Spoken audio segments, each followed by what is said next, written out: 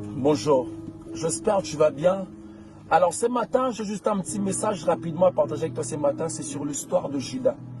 Judas, il a vendu Jésus, on lui a donné l'argent. Et puis après, je me disais que voilà, Judas maintenant, il sera très heureux, il sera maintenant riche. Mais après, la Bible me dit que Judas cependant, qu'est-ce que j'ai compris par là? La Bible voulait aussi nous faire comprendre que tu ne gagnes rien du tout en faisant du mal à ton frère. Cette feuille que vous voyez, ça ressemble à un cœur.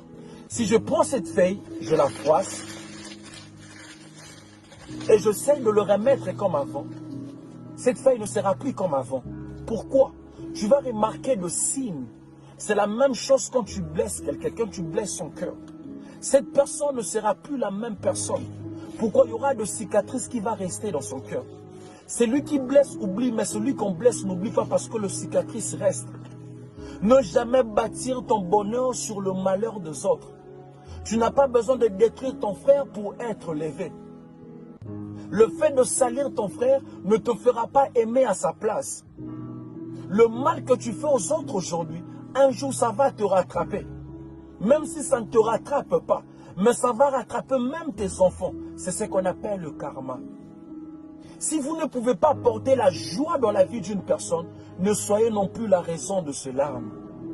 J'aime cette phrase qui dit, même si vous êtes temporaire dans la vie d'une personne, laissez toujours de bons souvenirs. Avant de faire du mal à quelqu'un, mets-toi toujours à sa place. Pense à ses enfants, pense à sa famille. Si c'était toi, qu'est-ce que tu allais ressentir? Comment tu allais ressentir? Le mal que tu fais ton frère en cachette, tu le paieras en public. Tu ne gagnes rien du tout en faisant du mal à ton frère. Ne blesse jamais quelqu'un qui t'a aidé dans la vie. Quelqu'un qui était là pour toi quand personne d'autre était là. Sois toujours reconnaissant, peu importe. Personne n'est parfait. On a tous de défauts. Mais il faut toujours voir le bon côté des gens. Ne jamais se focaliser toujours dans le mauvais côté des gens, non. Ne blesse jamais quelqu'un qui t'aime de tout son cœur. De peur de regretter un jour de ne pas retrouver la même personne pour la deuxième fois. Ne blesse jamais un enfant de Dieu. C'est très dangereux d'être la cause de larmes d'un enfant de Dieu.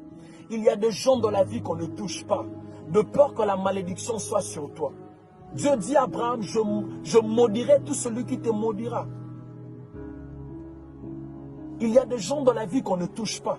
Le diable a tout touché de Job, mais il ne pouvait pas toucher son âme, parce que l'âme de Job était la grâce. On ne touche jamais à la grâce, parce que la grâce c'est Dieu lui-même. Il y a des gens dans la vie, tu peux toucher à sa réputation, tu peux salir sa réputation, tu peux dire n'importe quoi sur son nom, mais tu ne toucheras jamais à sa grâce. Parce qu'il y a des gens dans la vie qui sont appelés à aller loin, peu importe ce que les gens diront.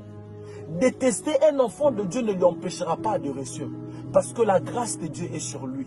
On ne touche pas à la grâce.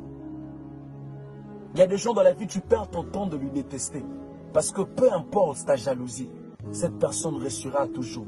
Parce que là, la grâce de Dieu sur lui. C'est juste ça le petit message que j'allais partager avec toi. Faire du mal à ton frère, tu ne gagneras rien du tout en faisant du mal à ton frère. Alors aimons-nous vivants. Ça ne sert à rien de nous faire du mal. Que mon Dieu te bénisse. Tout est vanité. Que mon Dieu te bénisse. C'était juste ça le petit message que j'allais partager avec toi. Merci beaucoup.